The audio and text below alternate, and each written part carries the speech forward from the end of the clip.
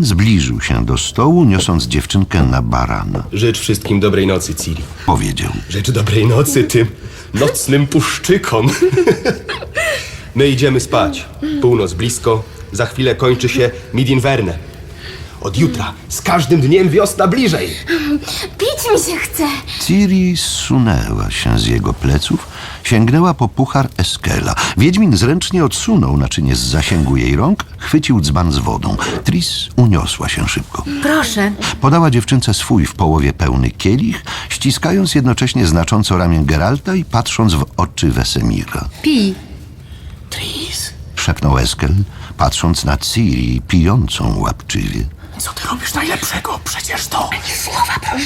Nie czekali długo na efekt. Ciri wyprężyła się nagle, krzyknęła cicho, uśmiechnęła szerokim, szczęśliwym uśmiechem, zacisnęła powieki, rozpostarła ręce, zaśmiała się, zakręciła w piruecie, zapląsała na paluszkach. Lambert błyskawicznym ruchem usunął Zydel stojący na drodze. Cohen stanął między tańczącą a paleniskiem komina. Tris zerwała się, wyszarpnęła zza dekoltu amulet oprawny w srebro szafir na cienkim łańcuszku. Mocno ścisnęła go w pięści. Dziecinko, Jęknął Wesemir. co ty wyprawiasz? Wiem, co robię. Powiedziała ostro. Dziewczyna wpadła w trans, a ja nawiążę z nią kontakt psychiczny. Wejdę w nią. Mówiłam wam, ona jest czymś w rodzaju magicznego przekaźnika. Muszę wiedzieć, co przekazuje. Jak i skąd czerpie aurę. Jak ją przetwarza. Dziś jest Midinverne. Korzystna noc dla takiego przedsięwzięcia. Nie podoba mi się to. Zmarszczył się Geralt. Absolutnie mi się to nie podoba. Gdyby któraś z nas dostała epilepsji, Czarodziejka zlekceważyła jego słowa. wiecie, jak postąpić? Patyk w zęby, przytrzymać, odczekać. Głowy do góry, chłopcy. Robiłam to nieraz. Ciri przestała pląsać. Osunęła się na klęczki, wyciągnęła ręce, oparła głowę o kolana. Tris przycisnęła do skroni ciepły już amulet, wyszeptała formułę zaklęcia, zamknęła oczy, skupiła wolę i wysłała impuls. Morze zaszumiało. Fale z hukiem uderzyły o skalisty brzeg, wysokimi gejzerami eksplodowały wśród głazów.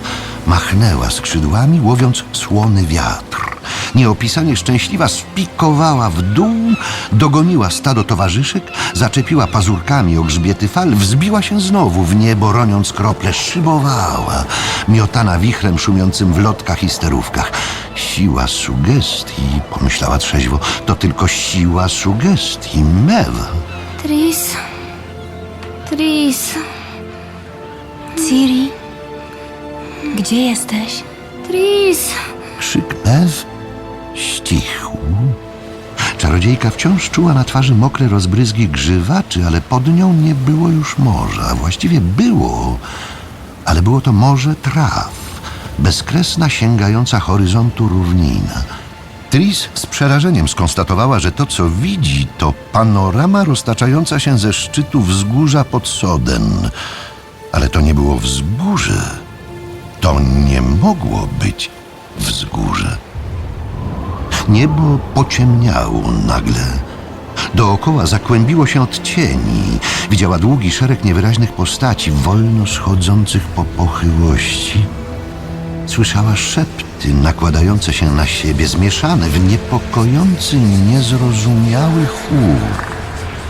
Ciri stała obok, odwrócona plecami. Wiatr rozwiewał jej popielate włosy. Mgliste, niewyraźne postacie wciąż przechodziły obok, niekończącym się długim szeregiem. Mijając ją, odwracały głowy. Tris stłumiła krzyk, patrząc na obojętne, spokojne twarze, na niewidzące, martwe oczy. Większości twarzy nie znała, nie rozpoznawała, ale niektóre tak. Koral, Vaniel, Joel, Rabat Axel, Dlaczego mnie tu przywiodłaś? szepnęła. Dlaczego? Ciri odwróciła się. Uniosła rękę, a czarodziejka zobaczyła stróżkę krwi ściekającą linią życia do wnętrza dłoni na przegub. To róża. Powiedziała spokojnie dziewczynka. Róża z Sherawet. Ukułam się, to nic, to tylko krew.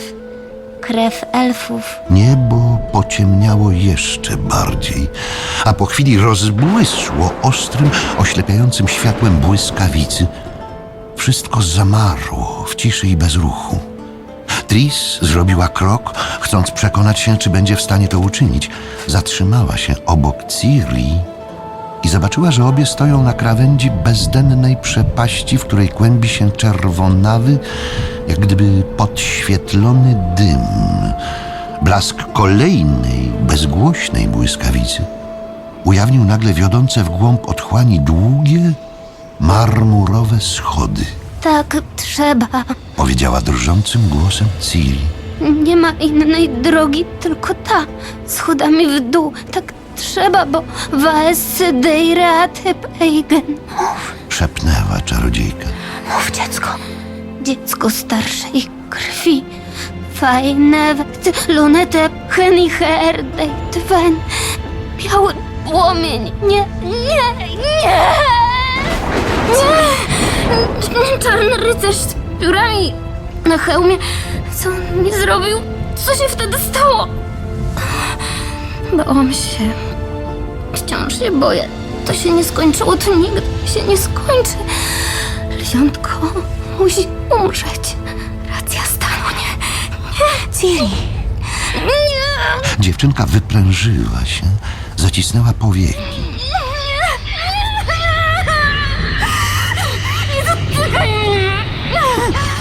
Twarz Ciri zmieniła się raptownie, stężała. Głos stał się metaliczny, zimny i złowrogi. Dźwięczała w nim zła, okrutna drwina.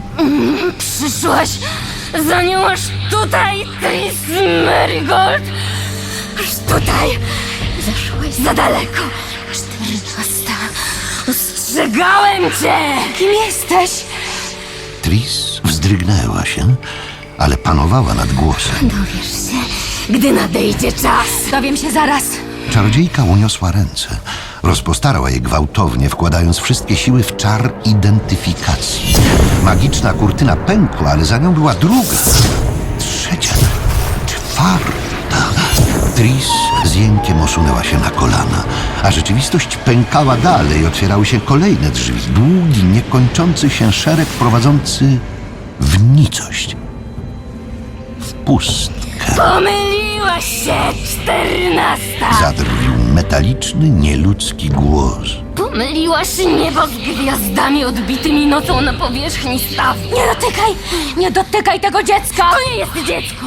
Usta Ciri poruszały się, ale Tris widziała, że oczy dziewczynki są martwe, zeszklone, nieprzytomne. To nie jest dziecko. Powtórzył głos. To jest płomień, biały płomień, od którego zajmie się i spłonie świat. To jest starsza krew. Heniher. Krew elfów. Ziarno, które nie wykiełkuje, lecz wybuchnie płomieniem. Krew, która będzie skalana, gdy nadejdzie Tet Deirat, czas końca. Waesse Deirat Eigen. Wieszczysz śmierć? Krzyknęła Tris. Czy tylko to umiesz? Wieszczyć śmierć? Wszystkim? Im, jej, mnie? Tobie? Ty już umarłaś, 14. Wszystko już w tobie umarło. Na moc sfer! Jęknęła czarodziejka, mobilizując resztki sił i wodząc dłonią w powietrzu. Na wodę, ogień, ziemię i powietrze. Zaklinam cię na myśl, na sen i na śmierć. Na to, co było, na to, co jest i na to, co nadejdzie. Zaklinam cię. Kim jesteś? Mów! Ciri odwróciła głowę. Wizja prowadzących w głąb otchłani schodów znikła, rozpłynęła się. W jej miejscu zjawiło się szare, ołowiane morze, spienione, zbałwanione łamiącymi się grzebieniami fal. W ciszę znowu wdarł się krzyk Mew. Leć, Powiedział głos ustami dziewczynki. już czas. Wracaj skąd przybyłaś, 14. Ze wzgórza. Leć na skrzydłach mewy i posłuchaj krzyku innych mew. Posłuchaj uważnie. Zaklinam cię! Nie możesz! Leć, mewo! I nagle znowu było świszczące wichrem, mokre i słone powietrze i był lot. Lot bez końca i początku. Mewy krzyczały dziko, krzyczały i rozkazywały. Tris! Ciri! Zapomnij o nim! Nie torturuj go! Zapomnij! Tris! Tris!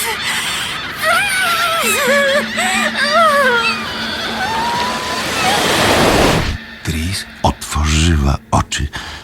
Miotnęła głową na poduszce, poruszyła odrętwiałymi rękoma. Jestem przy tobie. Jak się czujesz? Rozejrzała się. Była w swojej komnacie. Leżała na łóżku. Na najlepszym łóżku w całym Kaer Morhen. Co z Ciri? Śpi.